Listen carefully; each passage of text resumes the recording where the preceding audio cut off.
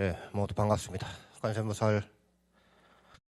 오늘은 지난 시간에 이어서 극락에 왕생한 중생의 그 몸이, 그 신체가 얼마나 뛰어나고 수승한가, 그것에 대해서 말씀하는 부분을 경전을 통해 알아보겠습니다.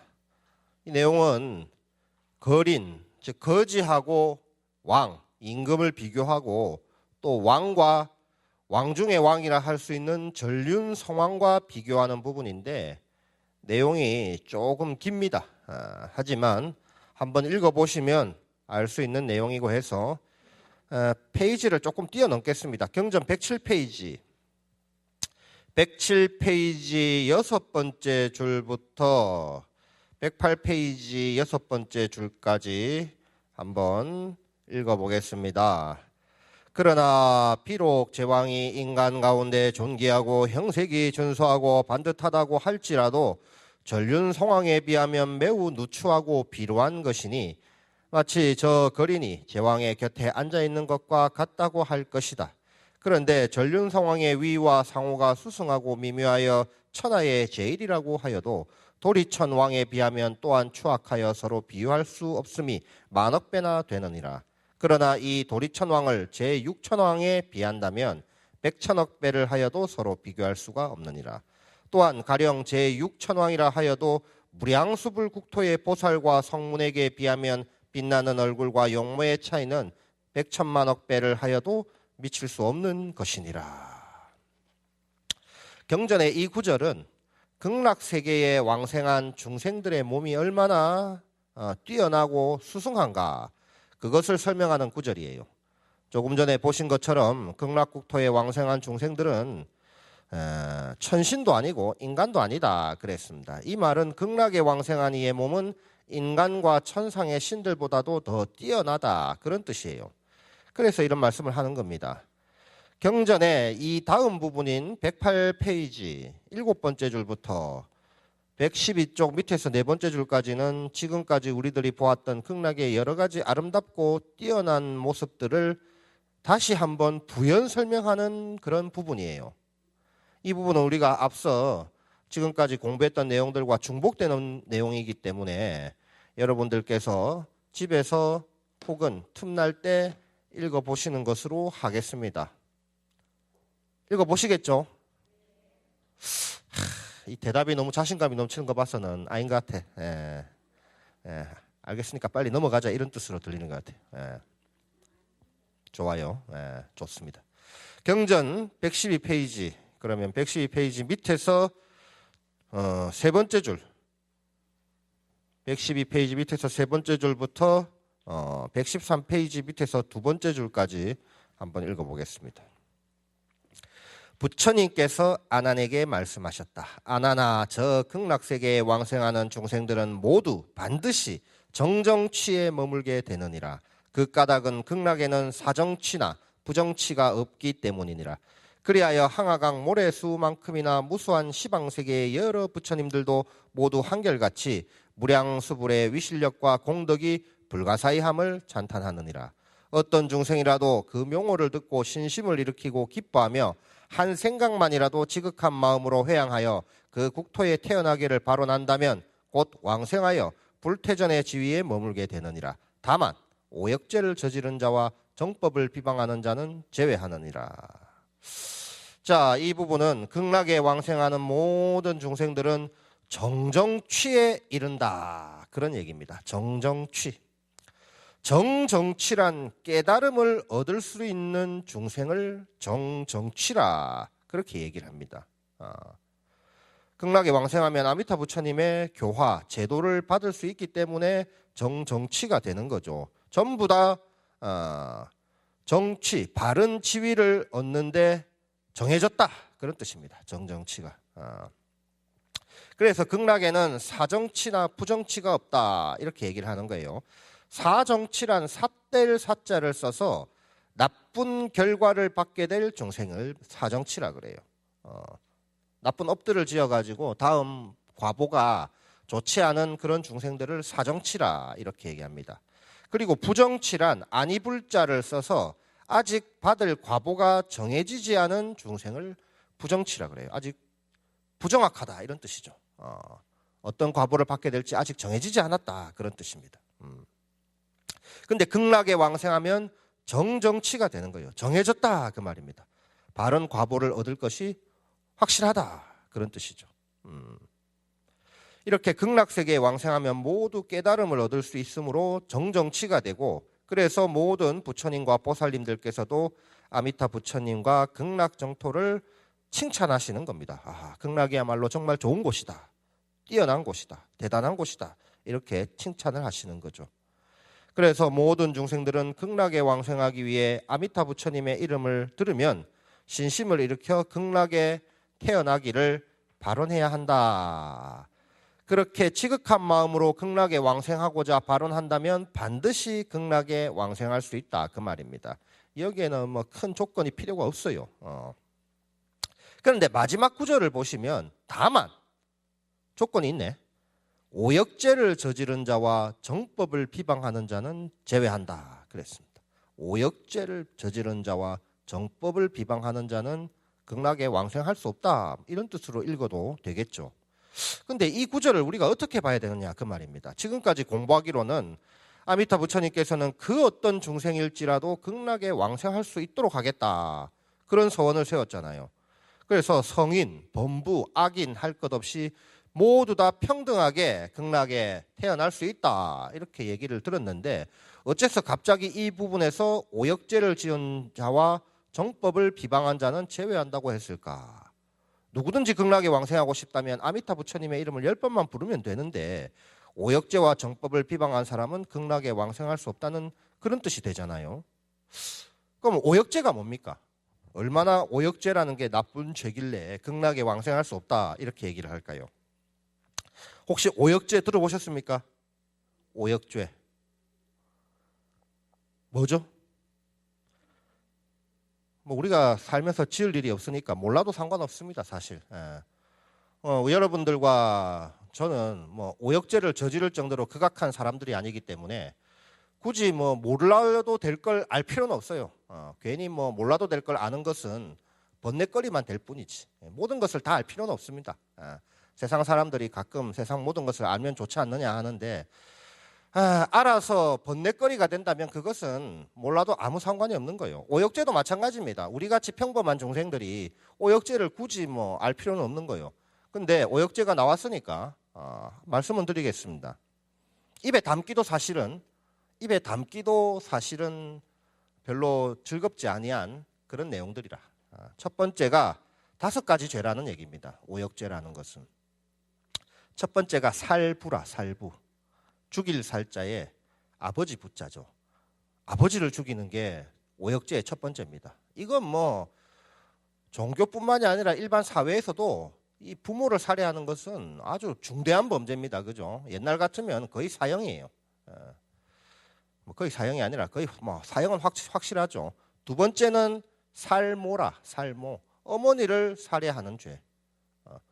아버지, 어머니를 뭐 이렇게 부모를 살해하는 죄가 아니라 아버지 따로 어머니 따로라. 각각 다 중요하니까 살부와 살모는 용서받을 수 없는 죄다 그 말입니다. 그 다음 세 번째가 살 아라한이라. 아라한은 뭡니까? 아라한.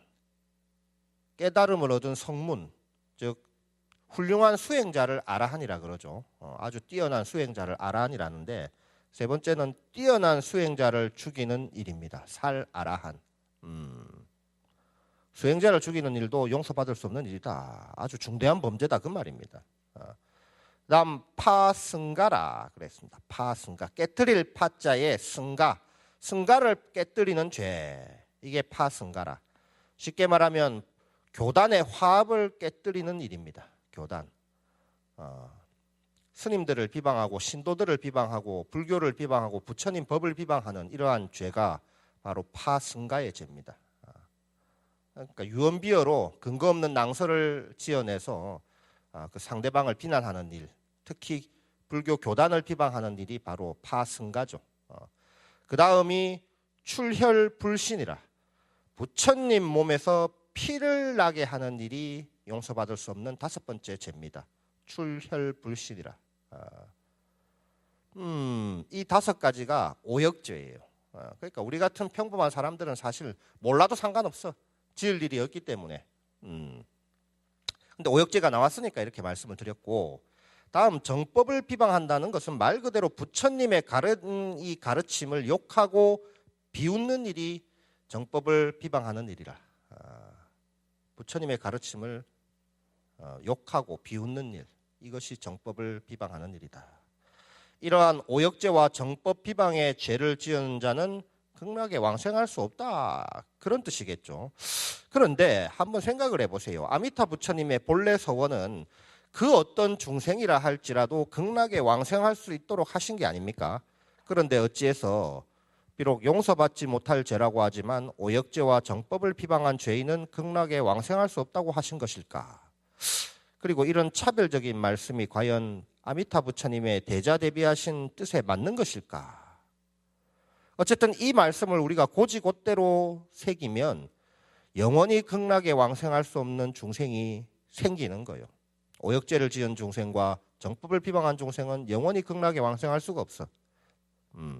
근데 이것은 아미타 부처님의 서원과 이게 상충되는 거예요. 아미타 부처님의 서원과 이게 이 모순이 생기는 겁니다. 맞지 않게 되는 거예요. 왜?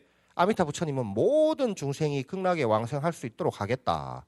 그렇게 되지 않는다면 나는 깨달음을 얻어 부처가 되지 않겠다. 이렇게 서원을 하셨거든. 그러니까 오역죄를 지은 죄인이라도 극락에 왕생하지 못하면 아미타 부처님은 부처님이 되지 않겠다, 이렇게 서원을 하셨습니다. 그런데 아미타 부처님은 이미 아미타 부처님이기 때문에 오역죄를 지은 죄인이라 할지라도 극락에 왕생을 할 수가 있는 거죠, 사실은. 그래서 이 구절은 오역죄와 정법 비방을 저지른 중생이 극락에 왕생할 수 없다, 이렇게 단정하는 구절이 아니라 우리들에게 오역죄와 정법을 비방하는 죄를 짓지 말도록 당부하는 내용으로 우리가 봐야 할 겁니다. 왜냐하면 극락에 왕생하는 것은 어디까지나 아미타 부처님의 서원의 힘에 의한 거예요. 여러 번 말씀드립니다. 우리가 잘하고 못하고 해서 극락 가고 극락 못 가고 하는 게 아니라 어디까지나 아미타 부처님의 서원의 힘으로 중생들은 극락에 왕생하는 거예요. 즉 내가 지은 공덕이 많다고 해서 극락 왕생이 보장되는 게 아닙니다. 또 내가 지은 죄업이 많다고 해서 극락 왕생이 불가능한 것도 아니라, 그건 다 우리 중생의 헤아림이라. 이 정도면 가겠지. 이 정도면 못 가는 거 아닌가? 이건 전부 어디까지나 우리들의 헤아림이지 아미타 부처님의 뜻이 아니다, 그 말입니다. 우리들 중생이 아무리 수승하고 훌륭한 공덕을 짓는다 하더라도 이것은 어디까지나 중생이 짓는 공덕일 뿐 절대로 부처님의 공덕은 넘어설 수가 없는 거예요. 즉 극락왕생은 아미타 부처님의 공덕의 힘으로만 가능한 일이다. 이 사실을 안다면 내가 지은 공덕으로 극락왕생한다는 말은 할 수가 없는 거예요. 그런 말을 할 수가 없는 거예요. 사실 대구에서 KTX 타고 서울까지 1시간 한 40분, 2시간 만에 편안하게 갔으면 내 힘으로 서울 간 건 아니죠, 사실. 기차가 날 편안하게 데려다 준 거지. 그런데 많은 사람들은 내가 서울 왔다 이러거든. 사실은 서울 가는 기차에 실려온 건데, 그죠? 대부분 사람들은 다 그렇게 생각을 해요. 근데 사실 극락 가는 것도 마찬가지다, 그 말입니다. 내가 극락에 왕생해도 내가 극락 왕생했다 그러지 아미타 부처님의 원력에 의해서 왕생했다 이런 말은 잘 안 해. 우리가 그걸 좀 알아야 된다, 그 말입니다. 그걸 알면 내가 열심히 연불하고 아미타 부처님 이름을 불러서 극락왕생했습니다, 극락왕생하겠습니다 이런 말은 할 수가 없다, 그 말이요. 또 반대로 우리들 중생의 죄업이 아무리 무겁다 할지라도 그 죄업이 극락왕생을 방해할 수는 없는 거예요. 중생이 지은 죄업이 아무리 크다 해도 부처님의 서원을 막을 정도로, 부처님의 서원의 힘을 가릴 정도로 극악한 죄업은 있을 수가 없다, 그 말입니다. 그렇죠? 자식이 아무리 큰 죄를 지어도 부모가 자식의 죄를 용서 못하는 부모는 없어. 세상 사람들은 요만한 잘못도 용납하지 않죠. 어디 가서 진짜 다른 사람 발을 잘못 밟아도 아주 불같이 썩내는 사람들은 있어. 하지만 부모에게 가서 그 어떤 잘못을 저지른다 하더라도 부모는 용서를 해. 그런 차이라. 그러니까 아미타 부처님 앞에서 용서받지 못할 죄는 없다 그 말입니다. 우리 중생이 지은 죄 가운데. 그래서 예수님들께서 말씀하시길 돌 하나 그 자체로는 물에 뜰 수가 없어요. 아무리 작은 돌이라 할지라도 티끌만한 돌이라 할지라도 돌 그 자체는 물에 뜰 수가 없어. 저 팔공산에 있는 큰 바위나 길가에 떨어져 있는 작은 자갈이나 여러분들 집에 있는 화분에 담긴 조그마한 조약돌이라 할지라도 그 돌 자체로서는 물에 뜰 수가 없는 거예요. 그죠? 그 말은 뭡니까? 아무리 큰 죄업이나 아무리 작은 죄업이나 그 자체로는 뭡니까? 다 죄업이다 그 말이에요. 물에 뜨지 못하는 죄업이다. 하지만 배에 실으면 다 떠요. 아무리 작은 돌이든 큰 돌이든 배에 실으면 또 다 뜬다 그 말이에요. 우리들의 죄업이 비록 가볍다 무겁다 할지라도 아미타 부처님의 원력이라는 큰 배에 의지한다면 태산 같은 죄를 지었든 조약돌같이 작은 죄를 지었든 극락에 왕생할 수 있는 것이다. 그래서 오역죄와 정법 비방이 비록 씻을 수 없을 정도로 무거운 죄이긴 하지만 아미타 부처님의 소원을 막을 수 있는 그런 죄업은 아니다. 이 구절을 바꾸어 말한다면 오역죄와 정법을 비방한 죄를 저지른 자에게도 불성은 있다 그 말입니다. 부처님은 불성이 있는 중생은 버리지 않는다. 여러분들께서 이미 공부하신 법화경에는 부처님을 죽이려고 여러 번 시도해서 마침내 부처님 몸에 상처까지 입힌 데바다타, 부처님의 사촌 동생 이 데바다타라는 놈도 비록 그 자리에서 산채로 지옥에 떨어졌다고는 하지만 뭐라고 그럽니까? 제바달다 품에서 그러한 악독한 제바달다도 반드시 성불할 것이다. 이런 말씀을 하십니다. 그리고 과거에 제바달다는 나의 스승이었다. 이런 말씀까지도 하시거든. 즉 제바달타 같은 극악한 죄인도 성불할 수 있어요. 왜? 불성이 있기 때문에. 하물며 극락왕생은 못하겠는가. 그리고 지금 우리가 공부하고 있는 이 무량수경이라는 경전에서는 오역죄와 정법 비방을 저지른 자는 극락에 왕생할 수 없다고 이렇게 적어놨는데 또 다른 경전인 관무량수경, 여러분들 이 무량수경 공부가 끝나고 관무량수경을 공부하실 텐데 그 관무량수경에서는 오역죄와 정법을 비방한 자도 극락에 왕생할 수 있다 이렇게 이야기하고 있습니다. 따라서 오역죄인과 정법 비방의 죄인이 극락에 왕생할 수 없다 이렇게 말씀하시는 것은 방금 제가 말씀드린 바와 같이 어디까지나 우리들에게 오역죄와 정법 비방의 죄를 짓지 말 것을 당부하시는 내용으로 보아야 한다 그 말입니다. 살다 보면은 또 실제로 나쁜 마음을 가지고 오역죄를 저지르고 정법을 비방하는 경우도 있죠. 살부살모하는 경우 가끔 나와요. 여러분들 뉴스나 TV 이런 걸 보시면은 아시겠지만 잊을만 하면 한 명씩 나옵니다. 돈 때문에 부모를 살해하고 그죠? 그런 경우가 많아. 근데 사람들이 죄를 지을 때 모두 나쁜 마음을 가지고 저지르는 건 아니에요. 가령 운전 중에 갑자기 도로에 나타난 사람과 충돌해서 사고를 내는 것은 운전자가 나쁜 뜻을 가지고 한 일이 아니잖아요. 그죠? 그런 경우도 있다 그 말입니다. 하지만 결과적으로 사람을 다치게 했으므로 이건 죄업이 되는 거라. 이럴 경우 즉 의도하지 않은 죄를 짓는 경우도 많아요. 따라서 죄업이라는 것은 의도해서 짓는 경우보다는 우리들이 이 쌓아온 업이 인연을 만나 이루어지는 경우가 많아요. 업에 의해서 죄를 짓는 거예요, 사실은. 이때 말하는 업이란 과거에 받은 지은 죄 이게 아니라 살아가면서 우리가 행하고 생각하고 경험한 일들의 총체라 이 업이라는 것은.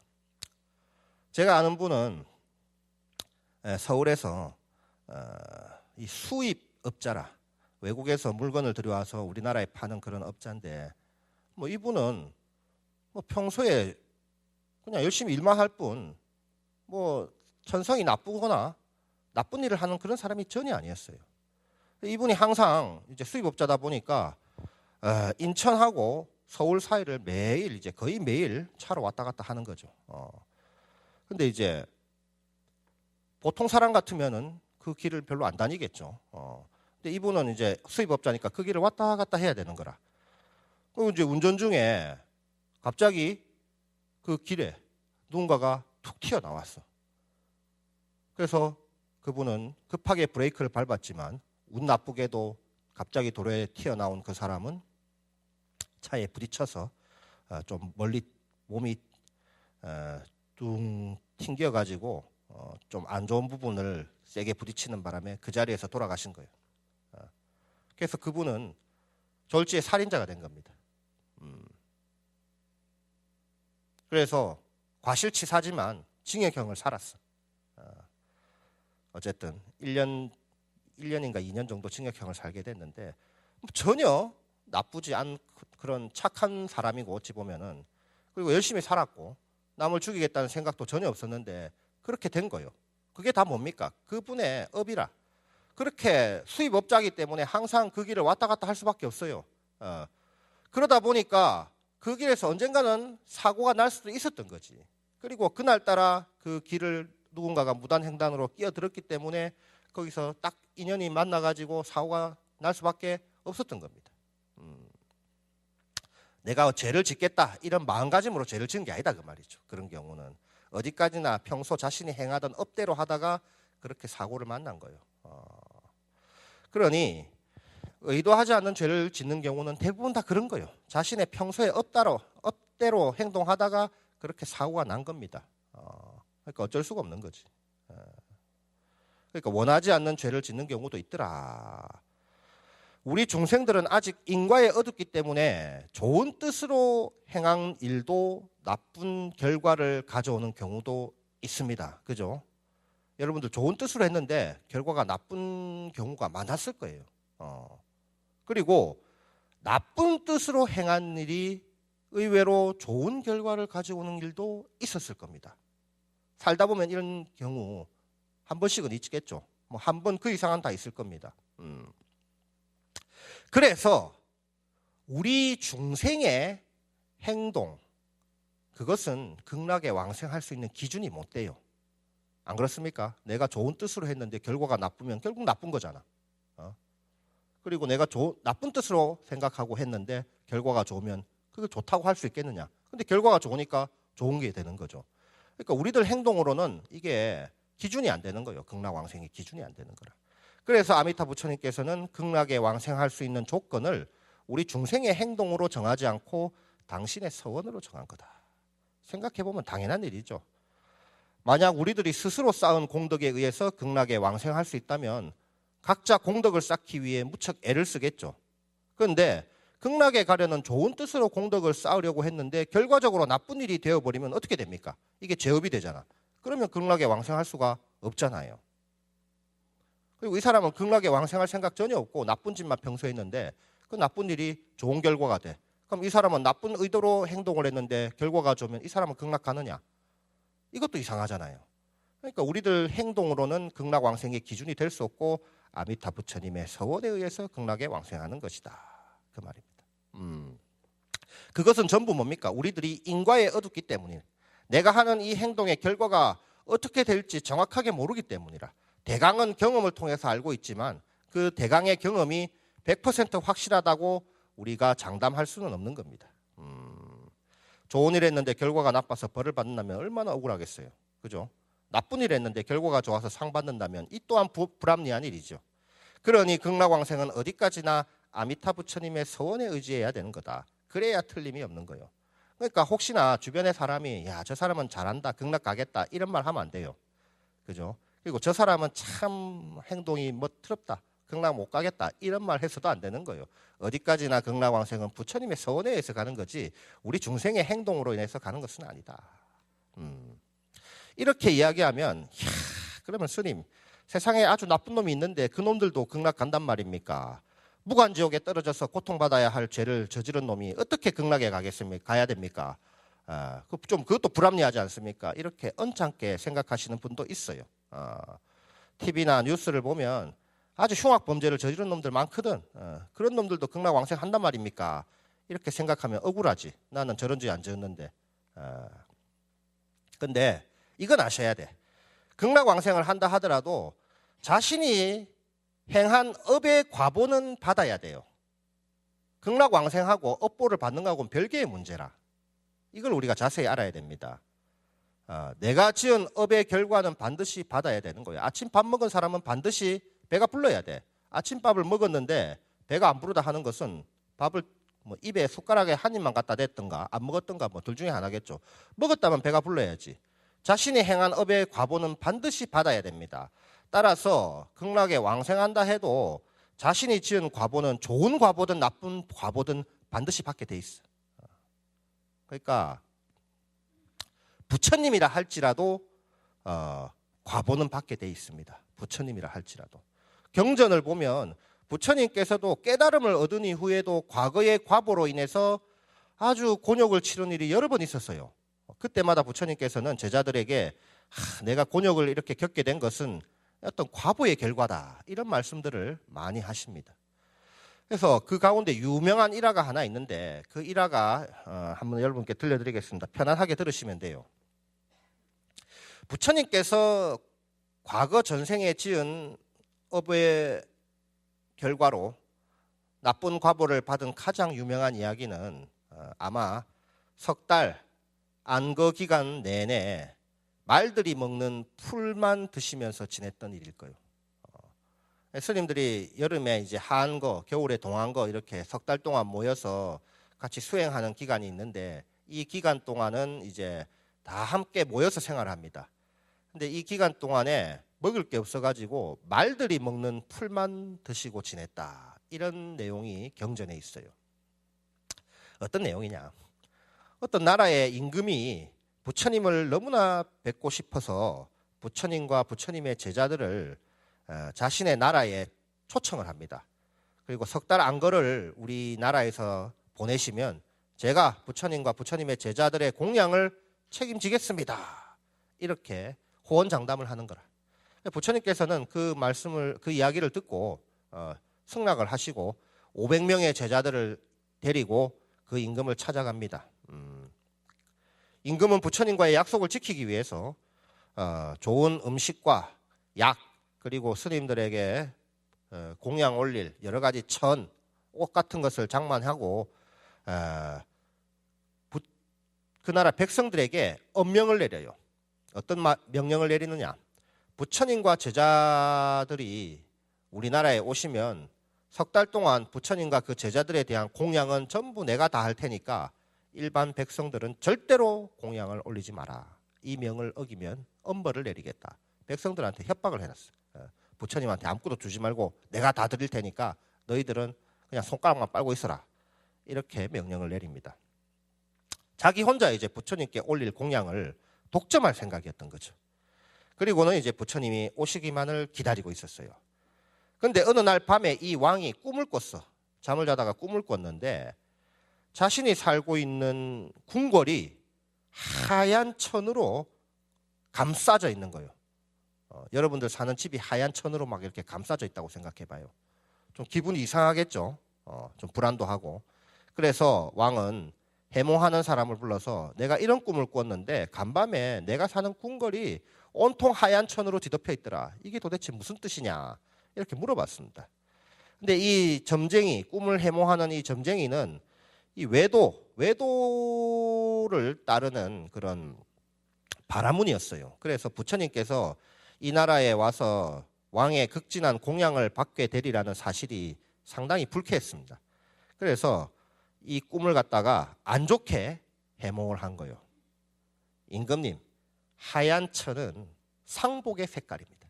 사람이 죽었을 때 입는 옷의 색깔이다, 그 말이죠. 그래서 조만간 이 나라에 큰 반란이 일어나서 임금님께서 목숨을 잃을지도 모른다는 그런 꿈인 것 같습니다. 그러니까 왕이 놀라죠. 어떻게 하면 내가 그 재난을 피할 수 있겠는가.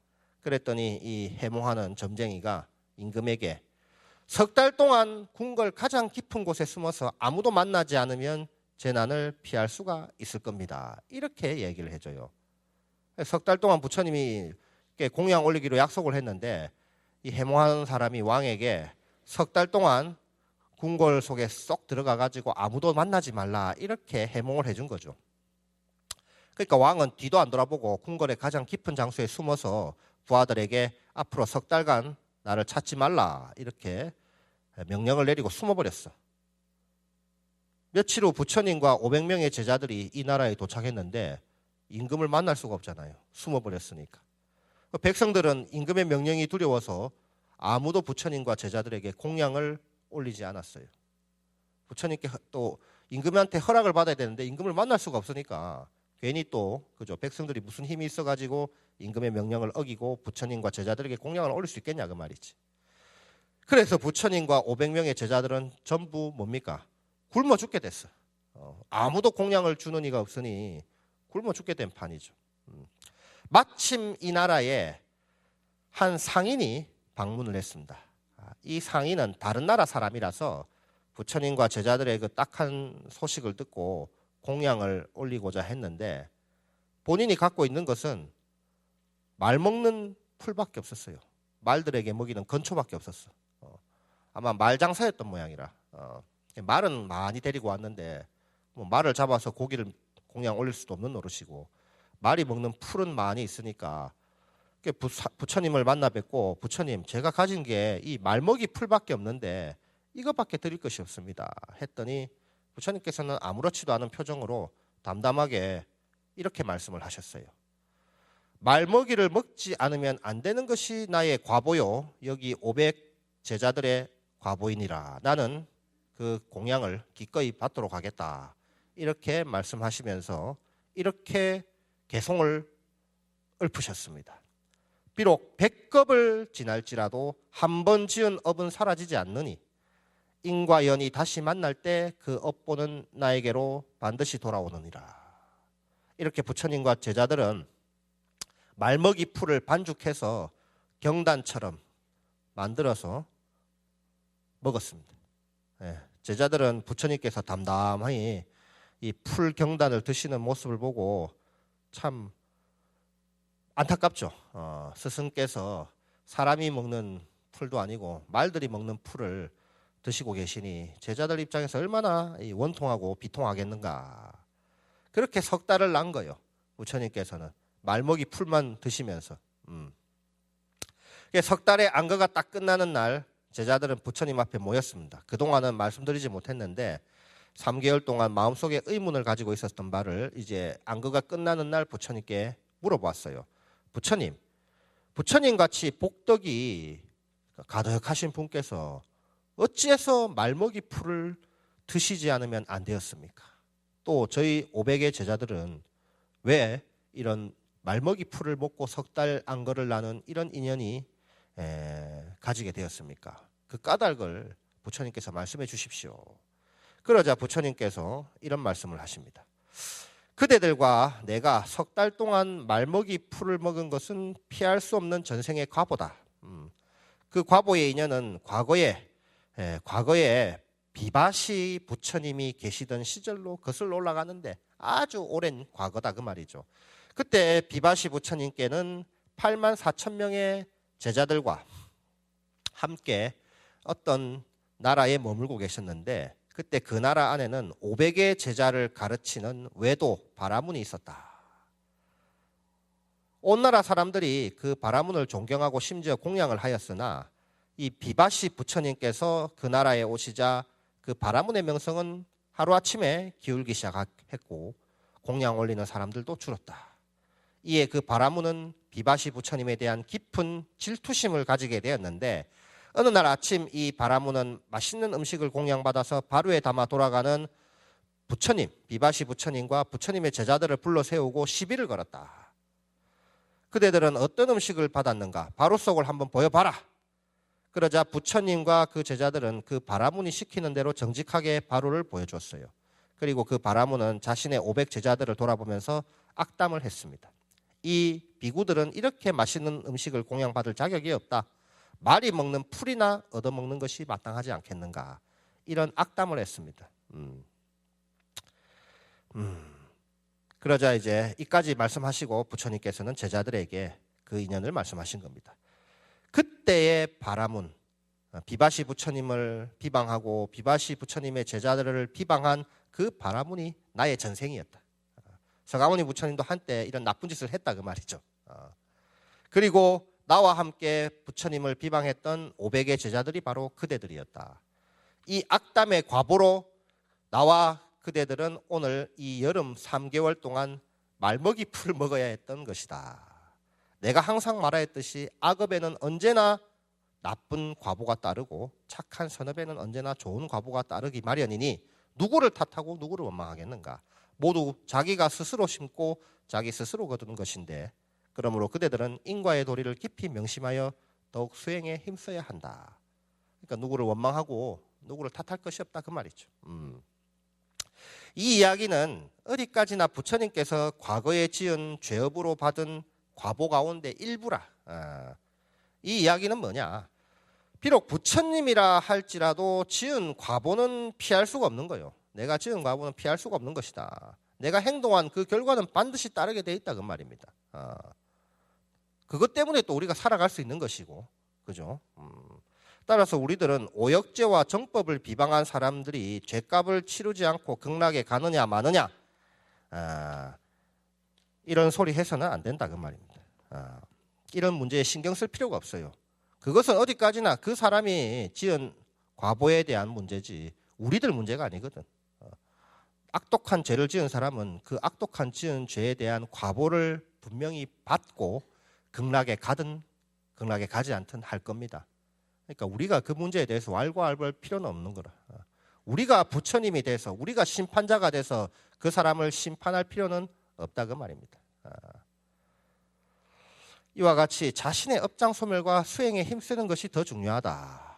이어서 경전 113쪽 마지막 줄부터 114쪽 세 번째 줄까지 한번 읽어보겠습니다. 부처님께서 아난에게 말씀하셨다.